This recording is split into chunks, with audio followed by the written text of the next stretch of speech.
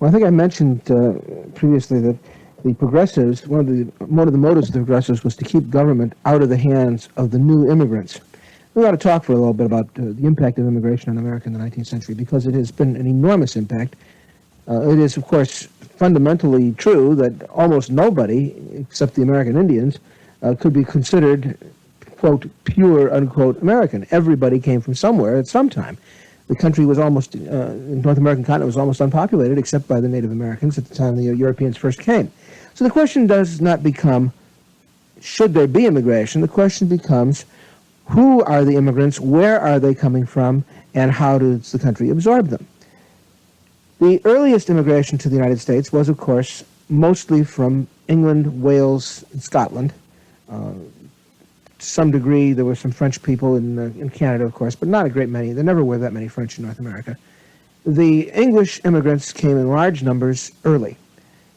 And the oldest Anglo-Saxon families in America go back to the 17th century, many in the 18th century.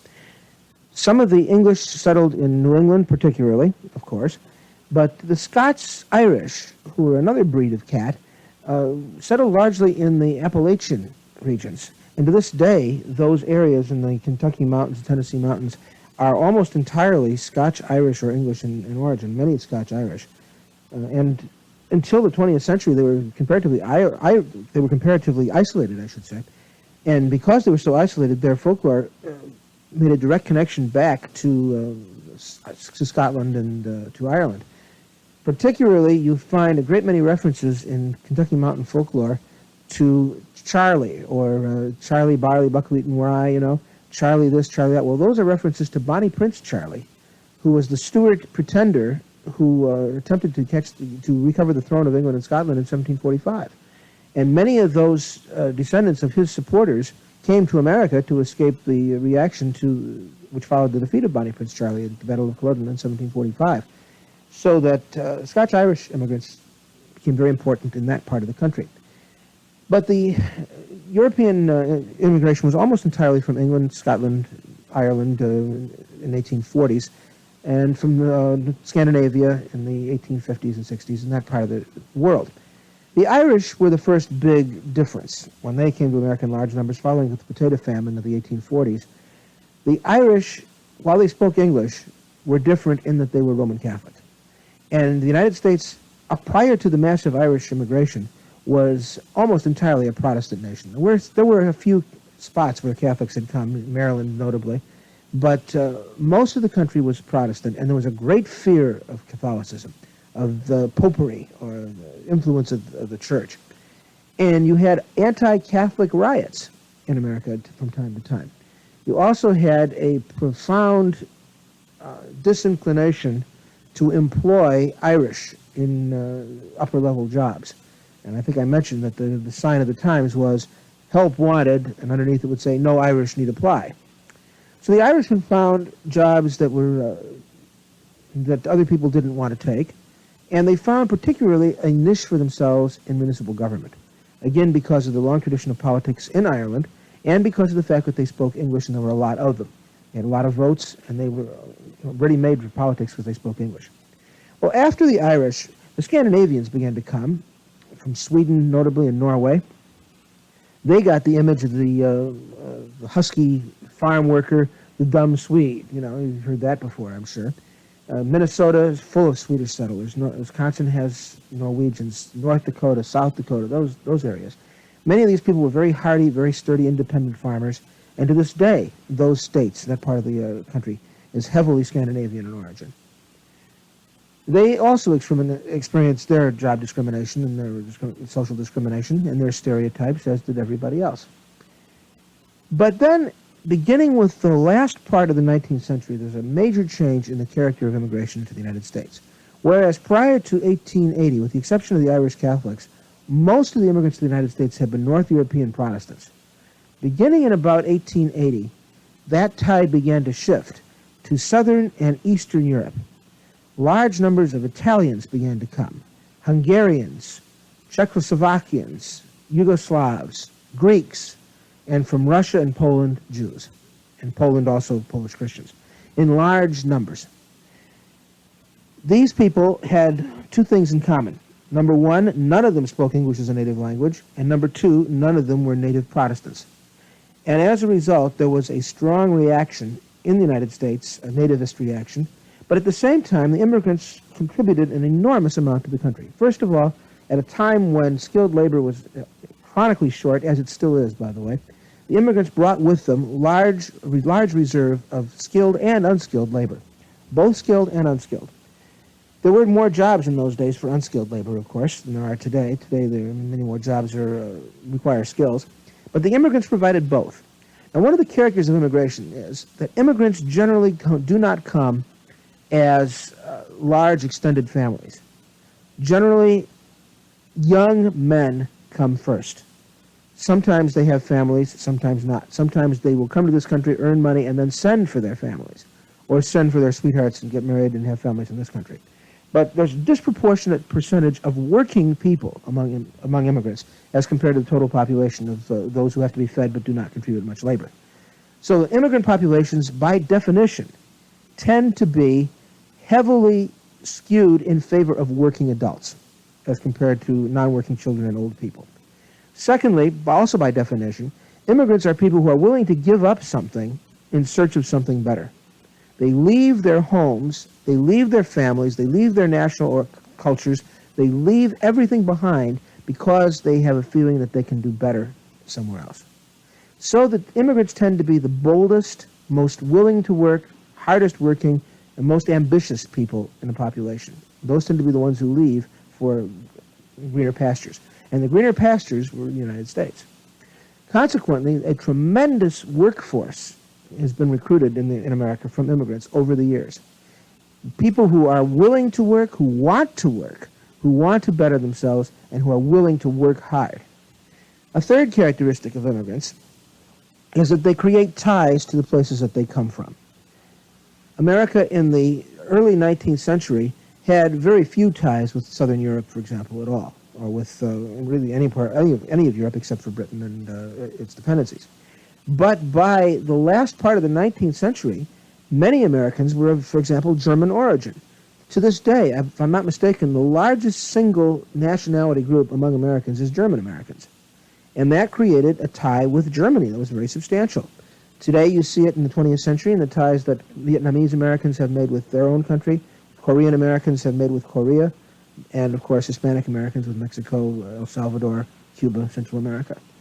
So that it is not an accident, I think, that as the United States grew economically and attracted immigrant populations, it also became much more an active world power than before. And this streak goes two ways. When you become a world power and you intervene in some part of the world outside of your own, you attract people from that part of the world. When the United States involved itself in Vietnam, I don't think anyone foresaw the consequence of hundreds of thousands of Vietnamese immigrants coming to the United States. And yet that consequence was almost as inevitable as the fact that when the Americans came to Vietnam, there would be casualties. Similarly, American intervention in Latin America produced Latin American immigration. America's activities elsewhere in the world have produced reaction both ways. When you bring people from other parts of the country, you become interested in those parts of the world, the world. And when you involve yourself in other parts of the world, you attract people from those parts of the world. This lesson has also been learned by Britain over the years. How many Pakistanis, how many Africans, how many Australians and others from parts of the Commonwealth have come to Britain over the years. So that world power is not possible, projecting yourself as a world power is not possible without a popular reaction, without people exchanging places and ideas and even cultures. This leads us to the theme that I wish to talk about, the 20th century, American 20th century. There are really two themes in 20th century American history. The first is, of course, how a country which from 1800, roughly 1815, till roughly 1915, was resolutely isolationist, inward-looking, and relatively unconcerned with affairs outside North America. How that country emerged in the years between 1915 and 1990 as the world's greatest international power. Secondly, the theme of social reform at home. I mentioned that the late 19th century was a time of massive immigration. It was also a time of massive industrial coordination the growth of the great monopolies, the growth of business into a power, economic power, unseen before anywhere in the world, symbolized, for example, by the Standard Oil Company. John D. Rockefeller was a Cleveland commission merchant who got involved in the oil business and recognized that the way to make money in the oil business was not to drill oil wells, but rather to control the refining capacity. And by 1890, through business practices which can today be described as unscrupulous, certainly ruthless, and yet very effective in building up the concentration of refining capacity, Rockefeller controlled, through his Standard Oil Company, 90% or more of the refining capacity in America. The Standard Oil Company reached its peak in about 1890 in the sense of control of the market. Well, this was happening in other industries as well.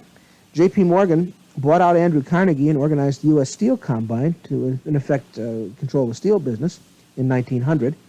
At the same time, you had the trusts, the Beef Trust, with the Armours, the Swifts, and a couple of other big families in the meat packing business.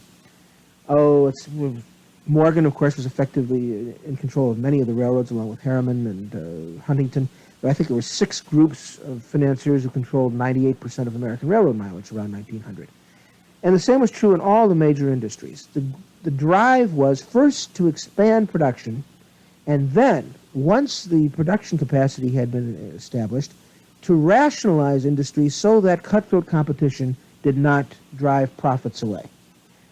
What Morgan and Harriman and Vanderbilt and all the others wanted to do was to see to it that their investment paid off regularly without cutthroat competition and without boom and bust cycles. It was called Rationalization of Industry, and it resulted in the growth of a huge national corporation.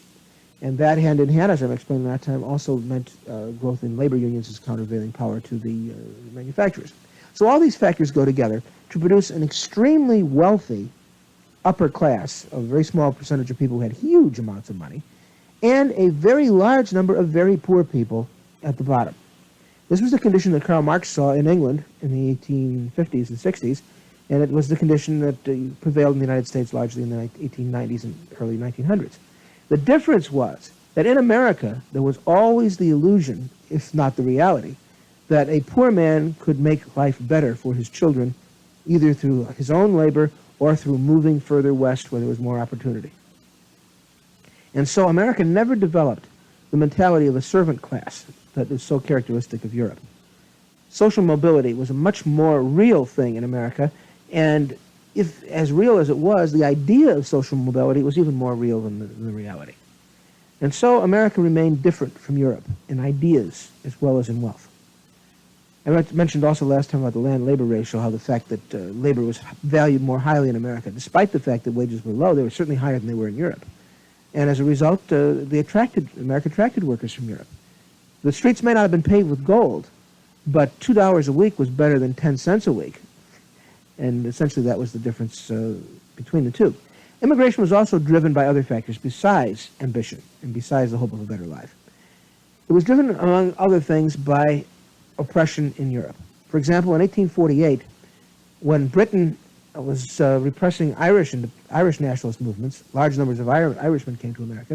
At the same time, there was a conservative reaction in Europe against the liberal ideas of the past 30 years or so, and enormous numbers of Germans came to America at that time because the new administration in that country cracked down on the liberals who had been advancing social concerns in Germany. And so following 1848, you had a great many liberal Germans coming to America, symbolized by Karl Schurz, among others, who became an American liberal politician. In Russia, in 1880, the new Tsar, who replaced Alexander, who had been assassinated, the new Tsar, who was, I believe, Nicholas II, instigated pogroms against the Russian Jews.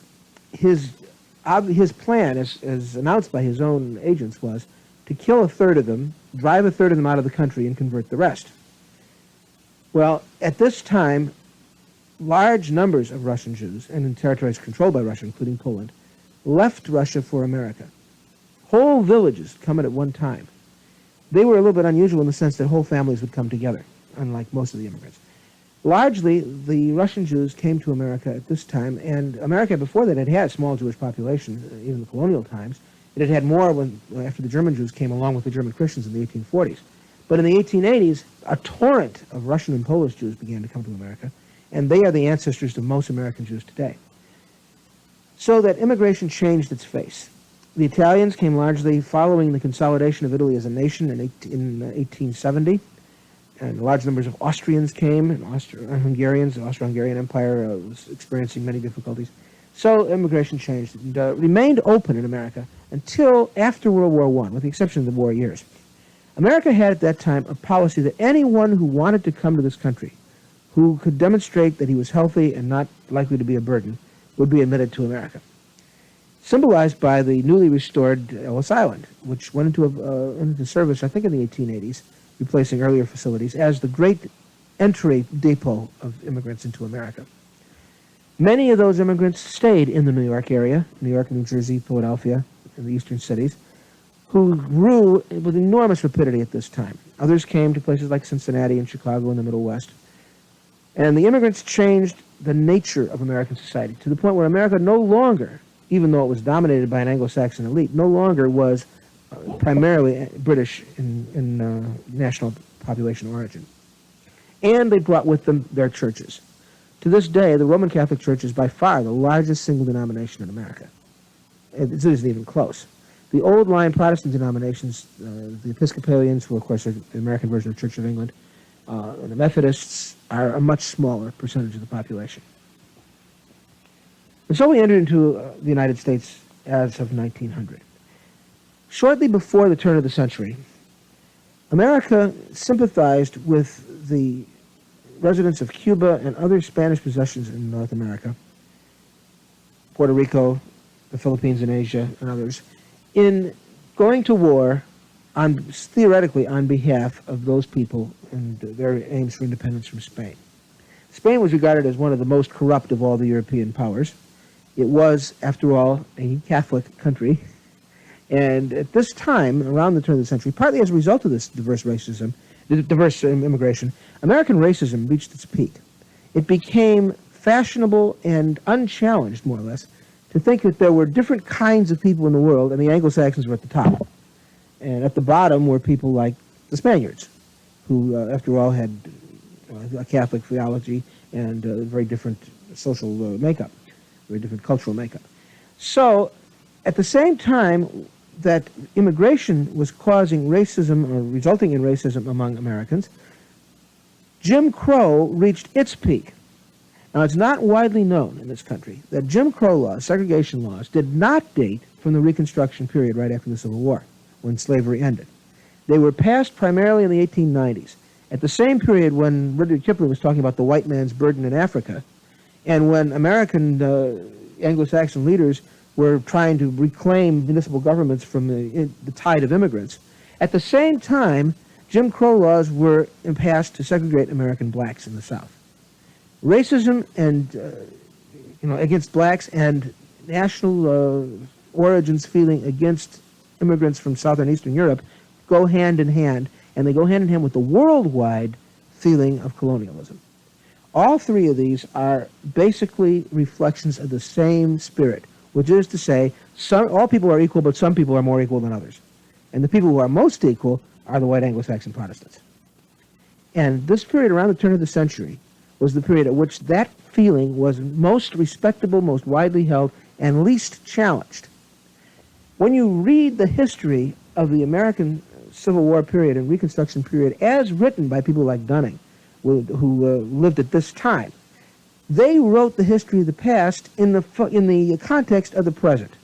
It was assumed that blacks, Catholics, Jews were inferior people, and that somehow the white Southerners had to be restored to power if the natural order of progression was to continue. And Jim Crow laws were perfectly legitimate to these people. They thought these things, nothing was wrong with this. So, this period goes hand in hand with the height of European colonial feeling as well. And America, in the War of 1898, which supposedly was fought for the benefit of the people of of Cuba, Spanish possessions in America, actually became America's entry into the colonial world. Because through the Spanish-American War, America acquired not only Puerto Rico, but also the Philippines and some other territories that had been Spanish. To its credit, the United States government had promised the Philippines independence, but not immediately. And right after the Spanish-American War, the Philippine leader, Aguinaldo, took up arms against the Americans and fought very, very hard for some time to establish a Philippine independence, which actually was not granted until after World War II. Puerto Rico, the people in Puerto Rico are still trying to decide what to do, to become a state, to become an independent country, or to remain a commonwealth. Half fish, half fowl, neither American nor independent.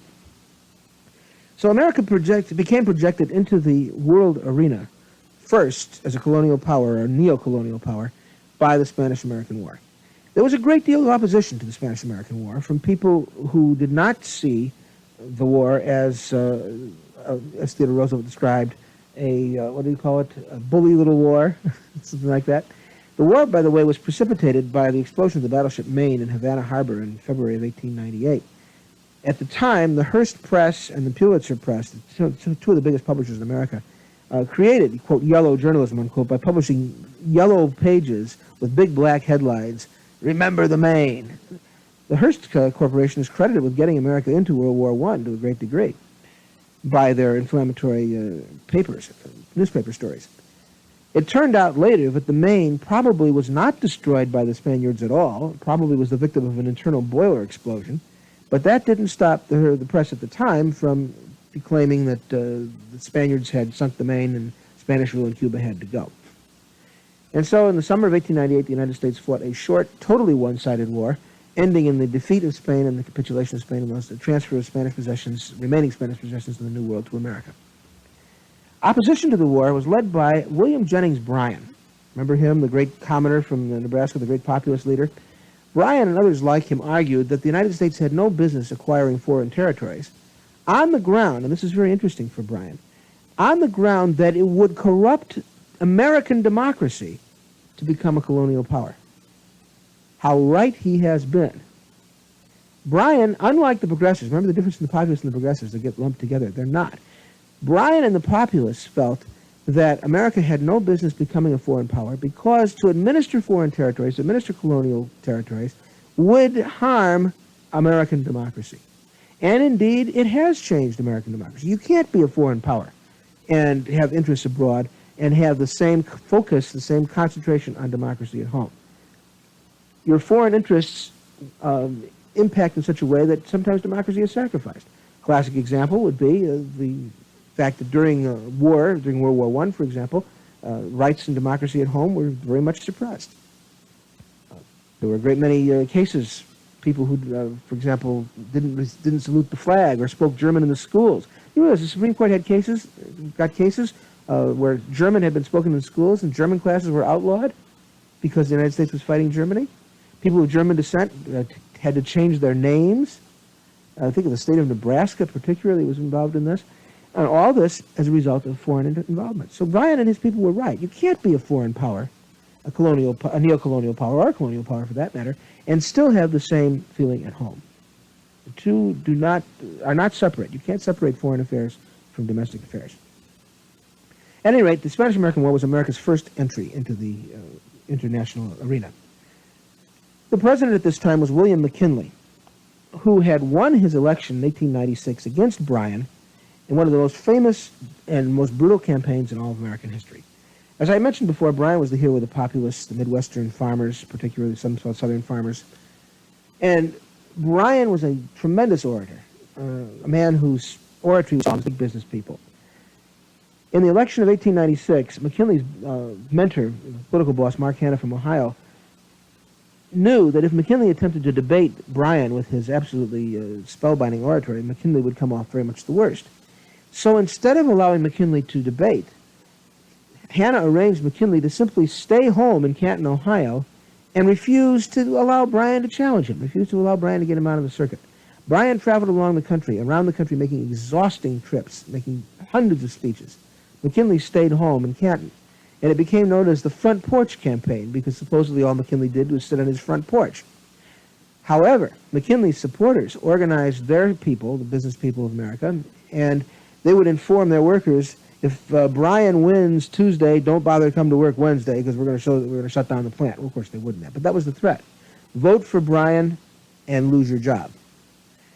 Well, Bryan was defeated. The hard money forces won against the silver forces, and McKinley entered the White House. Ironically, the most important part of his administration had nothing to do with the question of hard money versus soft money or business versus reform, but rather in foreign affairs. But in 1901, McKinley was addressing a gathering, I believe, in Buffalo, New York. At any rate, he was attacked at that time by an anarchist whose name was Leon Zolgosz, who shot McKinley, and McKinley lived a week or so and then died. The new president was the former vice president, a former governor of New York State, who Mark Hanna and his political bosses had given the vice presidency to get him out of New York politics. They kicked him upstairs. He had been a cowboy at one point in the West, and when Hanna had performed the feat of kicking this cowboy, this former governor of New York, upstairs, he remarked to one of his friends, "Just think, there's only one heartbeat between that cowboy and the White House." Well, when McKinley was shot, that cowboy came to the White House. He was the 26th president of the United States, and his name was Theodore Roosevelt. Theodore Roosevelt had been born in New York City, but had been a very weak, sickly child, and in order to toughen him up, he was sent out to the West to become a cowboy, ride, learn to shoot, and become the great outdoorsman. And he did, to the point where it became his symbol, the healthy outdoorsman. He returned to New York, went into politics, and became governor, had a Harvard education, was one of probably the most brilliant president we've had in the 20th century. Theodore Roosevelt was a man who read a book a day while he was president of the United States. He'd get up in the morning and read a book before he went to work in his office. A terrific intellect, wrote more books than any other president by far. I think he wrote something like 25 books in his life, of all kinds. Wrote on politics, wrote on adventure, just a remarkable man. He had a remarkable family. He was married twice. His first wife died. His second wife presented him with a daughter, Alice Roosevelt, who was a very tough-minded lady herself. At one point, somebody asked Theodore Roosevelt, "Why don't you keep better control of Alice?" Who had been running around late nights, apparently, while he was in the White House. And Theodore supposedly remarked, "Well, I can run the country, or I can run Alice. Which one would you like?" Well, he ran the country. Alice Roosevelt, I've always loved. Actually, she married Nicholas Longworth, the Washington hand. She evolved a system for dealing with her mail. She put it on the radiator for 6 months, and then she threw it out. I love it. The Alice Roosevelt Longworth system of dealing with mail. She lived to be about 90-some-odd years old, too, by the way. And she was still alive when I was a kid. Well, at any rate, Theodore Roosevelt became president of the United States in 1901, and immediately began to change the emphasis of the presidency in two ways. Number one, he was the most aggressive president we have ever had in terms of foreign affairs. He sent the American fleet around the world in a show of force, the Great White Fleet, to show that the American Navy was here and America would not be intimidated and America would have a role to play in world politics. This was like announcing the American presence on the world stage, long before World War I. Secondly, at home, Roosevelt took on the great trusts. He didn't have any complaint with business as a whole, but he did have a complaint when business became more powerful than government. At one point, Morgan, who simply couldn't understand the idea of government activism against business corruption, Morgan said, "I don't understand this man. In the past, I send my man, and the president sends his man, and we sit down together and settle this." But Theodore Roosevelt operates in the public. He carries a big stick. He goes to court to break up the Northern Securities Company. In fact, Roosevelt became famous for trust busting. And Morgan and his people simply couldn't understand government working that way. So Roosevelt really initiated the tradition of an activist government taking the part of the little guy against the big corporations. That became much more of a theme 25 years later when his cousin Franklin Roosevelt was president. But it was Theodore who really originated the classic trust busting. Now, how much actual trust busting Roosevelt did is another question. But he certainly raised the issue.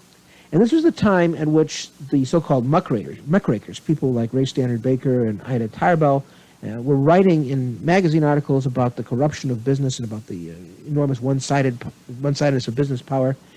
Perhaps one of the classic cases of muckraking, probably the classic, was Upton Sinclair's book. It was called The Jungle. It was written about the stockyards and the horrible abuses that went on in the stockyards. Sinclair was a socialist who had hoped to bring on a socialist revolution by publishing this book. Actually, what he brought on was economic reform and government reform of the beef industry, Pure Food and Drug Act, government inspectors in stockyards. And he said later that he aimed at the heart, but he hit the stomach in writing that book.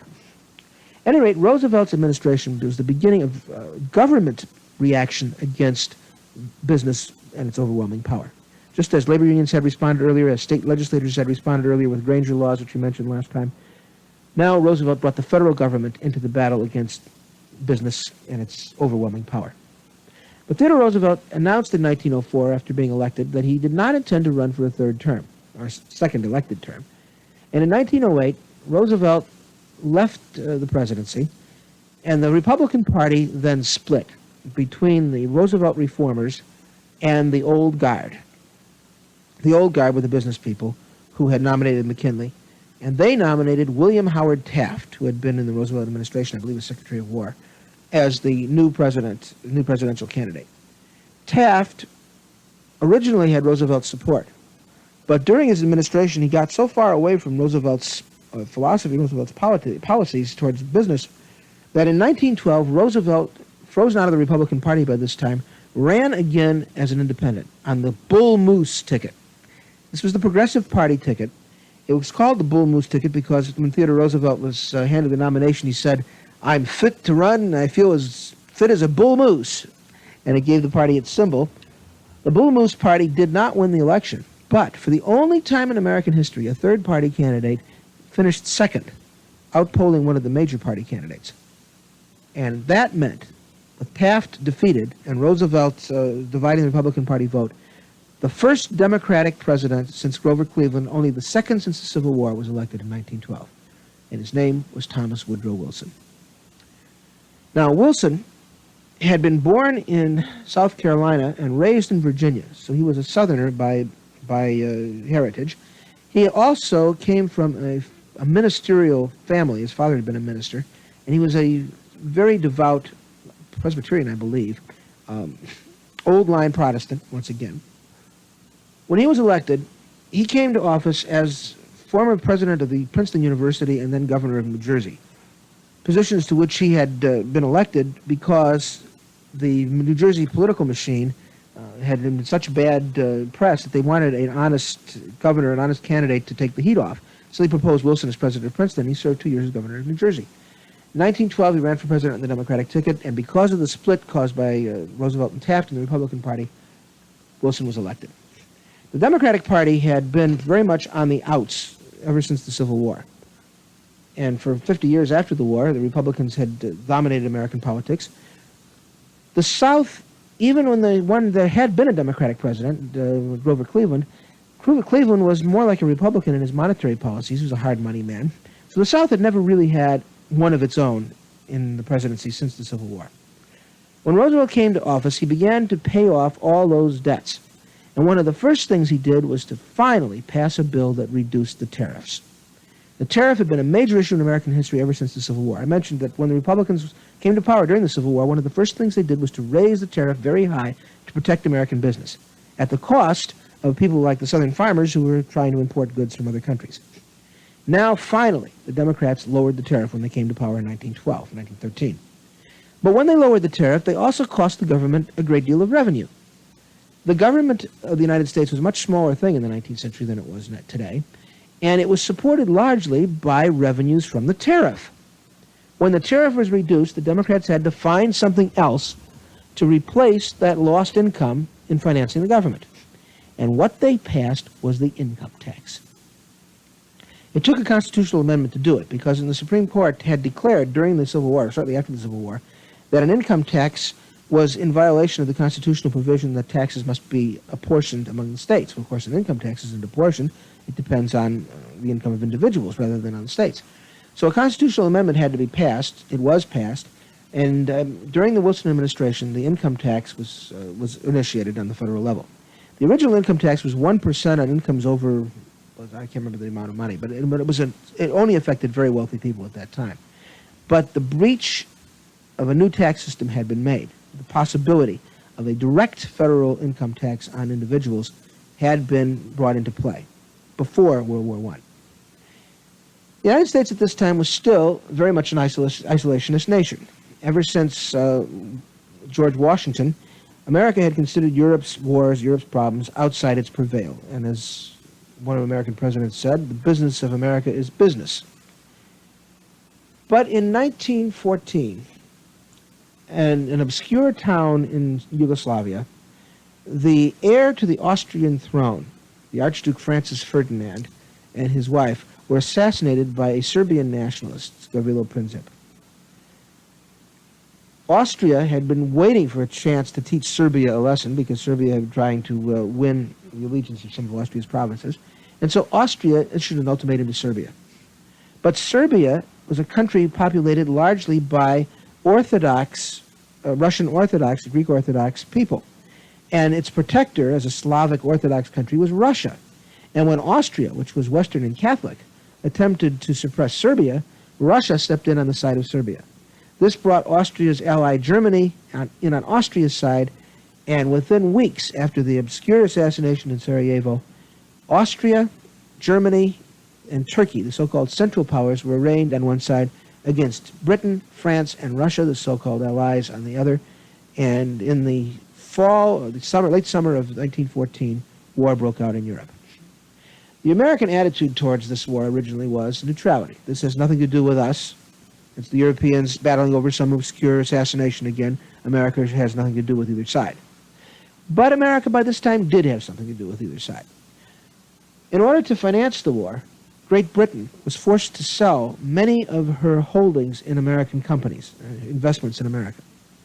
Up until World War I, American industry had been owned in great measure by British and German interests. The British in particular were forced to sell those interests in order to earn money to support the war effort. Secondly, the United States went into the munitions business in a big way. The original idea was that America would sell to anybody who would buy and come with their ships to buy the products of American munitions factories. This was called the cash and carry policy. But the catch to cash and carry was that Britain controlled the ocean commerce. Germany had a navy, but the navy was bottled up in the Baltic Sea, and German ships were not able to freely navigate the Atlantic and come to America to buy. Basically, the cash and carry policy meant that only Britain could buy sizable amounts of American arms. Later on in the war, when Germany began to feel a pinch, the Germans initiated unrestricted submarine warfare against the British. The idea was that Germany, using the newly developed idea of the U-boat, the undersea boat, or the submarine, declared all the waters around the British Isles to be war zones. And the Germans said that any ship that was going to Britain, carrying anything, any kind of commerce to Britain, entering a war zone, was subject to being torpedoed and sunk, regardless of the nationality of the ship or the people on board.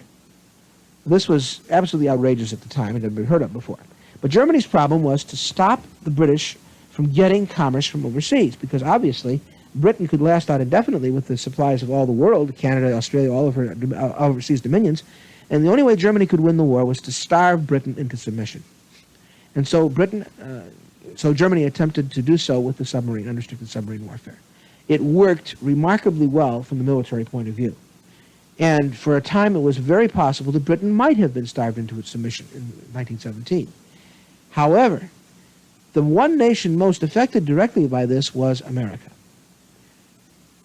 American ships were torpedoed. American lives were lost on British ships, most notably in the most famous case of all, the Lusitania.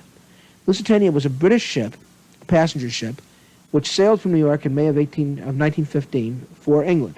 It had over 700 Americans, I believe, on board, something like that. Lusitania was torpedoed off of Ireland by a German U-boat and sunk with a great loss of life. It has now been pretty well established that the Lusitania was indeed carrying illegal munitions and was not just a passenger ship, but also a munitions carrier, and the Germans sinking it probably did not violate any international law at the time. However, it made Americans terribly upset, and while world opinion, or American opinion rather, in 1914 had been rather evenly divided between German support for Germany and its allies and support for England, with a lot of American Germans, of course, naturally gravitating to support their mother country, by 1916 or 17, American opinion was heavily in favor of the Allies, and any dissent was rudely dealt with and not tolerated. There was another factor in America's entry into World War I in April of 1917. Barbara Tuchman, the wonderful historian, wrote a book in which she demonstrates, I think conclusively, that it was the most important single factor. The Lusitania was a fact, sure, but there were others, and one that Barbara Tuchman points out is most influential, the real factor that drove America to support the Allies actively, and it was called the Zimmermann telegram.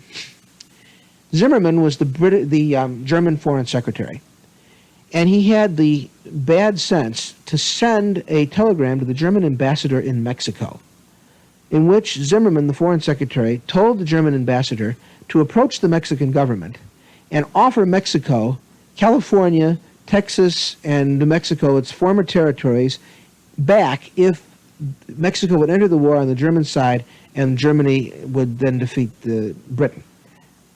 That Mexico would be paid off from American territory. What Zimmermann did not realize at the time was that his cable was sent from Germany to Mexico over a British-owned cable line. And the British, of course, were reading every message that came over that line. This was, however, early in the war. The British did not disclose the results of the cable immediately. They sat on it for some time, for months, and I think even over a year, waiting for the moment, the psychological moment to release this information, and also trying to find a way to disclose it in such a way that the American government would not be offended that the British had eavesdropped on German communications. This was at the time in which the American secretary actually said, "Gentlemen don't read other people's mail." I mean, such naivete, and yet it existed at that time. Well, when the Zimmermann telegram was announced, I believe in January or February 1917, there was a tremendous tide of reaction in America. And in April of 1917, President Wilson, who had been reelected in 1916 on the slogan, "He kept us out of war," went before the Congress and asked for a declaration of war on Germany and the Central Powers. And for the first time since 1815, the United States entered a state of war against a European power, well, except for the Spanish-American War, on the side of the Allies. The war had a tremendous effect in America. As I mentioned before, Britain had been forced to sell much of its holdings in America to pay for the war. And while European industry was being decimated on the continent by the armies and in England by bombing raids and, of course, by overwork, American industry was tremendously stimulated, and American agriculture was tremendously stimulated by the war. The war brought in a huge bonanza to the United States. When American troops began to go to Europe, General Pershing, who was in command, insisted that they operate as an independent force. William Gibbs McAdoo, the Secretary of Treasury, insisted that the war be paid for as much as possible by taxes and by selling bonds, rather than by borrowing large sums of money. And so a great share of the American war effort was actually paid for by increased taxes and by sales of war bonds, rather than by massive borrowing from abroad. So World War I, in this sense, was different from both the wars that followed and preceded it, in the sense that it was financed largely by taxation. The American troops arrived in Europe in large numbers no earlier than 1918, but this was just soon enough. Late in 1917, Germany drove Russia out of the war, and the Soviet government in Russia, which came to power in November of 1917, concluded a separate treaty with Germany which took Russia out of the war completely. Germany thus was free to press all of her forces onto the Western Front and attempted to defeat the French and British early in 1918 before the Americans could arrive in numbers. The attempt nearly succeeded, but it did not succeed because American troops arrived in France in time so that in September of 1918, the Americans led a huge offensive at the Argonne Forest. And the result was that by November of 1918, with both sides exhausted with the exception of the fresh American troops, Germany accepted an armistice which turned out to be a defeat. So for the first time, again, since the War of 1815, American forces were used extensively abroad and on the continent of Europe for the first time ever. The Americans went to Europe shouting, "Lafayette, we are here," as they supported the French, to reply for the French support for the American Revolution. The war ended with Wilson in power. Woodrow Wilson had come to the presidency with the intention of reforming domestic programs. And he started with the tariff, and he attempted to continue Roosevelt's attempt to reform business on a much larger scale. Wilson was concerned primarily with domestic concerns. But ironically, and he himself said it would be ironic that this administration, which intends to devote itself to domestic reform, were forced into foreign involvements. After 1915, the concern of the Wilson administration increasingly became foreign to the point where in 1917 the United States entered the war. Woodrow Wilson's idea for ending the war was completely different than the ideas of the European leaders. Wilson wanted what he called a peace without victory, and he wrote up a series of 11 points, an 11-point program, which he hoped to have adopted at the peace conference, and which he hoped would forbid any future wars, forestall any future wars. Wilson exhibited the same kind of idealism as his secretary, who said, "Gentlemen, don't read each other's mail." For Lloyd George, the British Prime Minister, and Clemenceau of France, and Orlando of Italy, the peace conference was not an exercise in peace without victory, but rather an attempt to make Germany pay for the enormous cost of the war. After all, America had not lost heavily on the battlefield. Not many American troops really had been killed in terms of the number participating, but the British and French had lost a whole generation. The British losses at the Somme alone in July of 1916, I think they lost over 100,000 men in a week. Those two countries were absolutely decimated in terms of numbers, and also financially. And so while Wilson attempted a peace without victory that would leave all sides equal, the Allies, the peace conference, instead attempted to draw up a treaty which would make Germany pay for the war. Not only did they attempt to have Germany pay its own war debt, they demanded that Germany pay the Allied war debt as well as pay reparations. This was the document that came out of Versailles. It was called the Versailles Treaty. All of Wilson's points were rejected except one. The one thing America got out of the war was Wilson's League of Nations, an idea that was ahead of its time, that nations should join each other in a collective security league which would prevent future wars from occurring. But Wilson, when he went to the Versailles Peace Conference, made a terrible tactical mistake. He did not bring with him any of the congressional leaders, especially any of the Republican congressional leaders, whose support he would have to ratify any treaty. And when he got back to America in 1918, fall of 1918, with his treaty, early 1919, there was tremendous opposition to the treaty, largely because Wilson had drafted it himself and had been the only participant. And the Republican Party saw their chance to get even with Woodrow Wilson. Wilson stumped the country in 1919, making speeches going directly to the populace over the heads of Congress, trying to get the Congress to adopt the Versailles Treaty. The Congress refused, the Senate refused to ratify the treaty. Wilson, meanwhile, collapsed on one of his trips around the country in Pueblo, Colorado, suffered a stroke, was brought back to Washington in a dark train, and for the last few months of his administration, lived in a seclusion in the White House with his secretary and his wife, more or less controlling access to him and, in fact, controlling the government.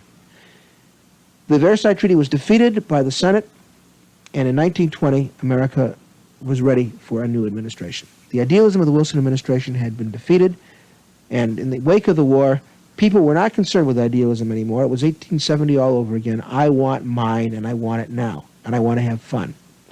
Warren G. Harding, the Republican candidate in 1920, promised a return not to nostrums, but to normalcy. Well, his grammar might not have been very good, and his syntax might not have been very good, but he had caught what the people wanted. There was one other fact about the war fervor, the World War I fervor, however. Similar to the events of 1840-50 leading up to the abolition of slavery, a great moral crusade ending in a great war frequently brings with it domestic reform of a different sort. And in this case, the domestic reform concentrated not on anti-slavery, but on anti-alcohol. Prohibition was enacted in 1920. Nowhere in the United States was alcohol supposed to be manufactured for consumption, nor was it supposed to be sold, nor imported. The United States was going to be dry. This was the last expression of the white Anglo-Saxon, what would you say, Protestant religious fervor imposing itself on the rest of the nation. And it was possible only because of the moral fervor of World War I. From the beginning, Prohibition was desperately unpopular among immigrants who were not anti-alcohol by tradition, among Americans who had long been hard drinkers in places like or the mountain areas of the South, Americans had been known for hard drinkers, as hard drinkers. And certainly not among German Americans who loved their beer. Prohibition was wildly unpopular among many of those people, to the point where Americans simply ignored the Prohibition laws. They'd drink anything they could get, whether it was home-brewed bathtub gin or the finest stuff imported from Canada by rum runners, such as a man by the name of McCoy, whose stuff was so good it became known as the real McCoy. Prohibition was a kind of a perverse accomplishment of the World War I fever, moral fever. Ironically, the Harding administration was one of the most immoral ever to occur in America. Harding himself was a small-time senator, department store owner, and newspaper editor from Ohio who had very little sense of what was going on in his administration. His cabinet was disloyal. Besides, his Secretary of the Interior, Albert B. Fall, was a crook who accepted bribes from California oilman Edward Doheny and others to open up naval oil reserves to exploitation. And in fact, the whole Harding administration probably was one of the worst we've ever had. Harding himself knew it. Along about 2 years into his administration, he is said to have remarked, this job is too big for me. I don't know what I'm doing, and I think they're taking advantage of me. He was right. He became mysteriously ill on a trip to Alaska and died in 1923 in San Francisco. To this day, there are some people who think that he was poisoned because of a cover-up in his administration. They were afraid he would say something. Nobody knows. His death is listed as natural causes, but nobody really knows what happened to him. If he had been poisoned, it's never been proven, can't be proven today. But he did die in office and was succeeded by that rock-ribbed New Englander, Calvin Coolidge.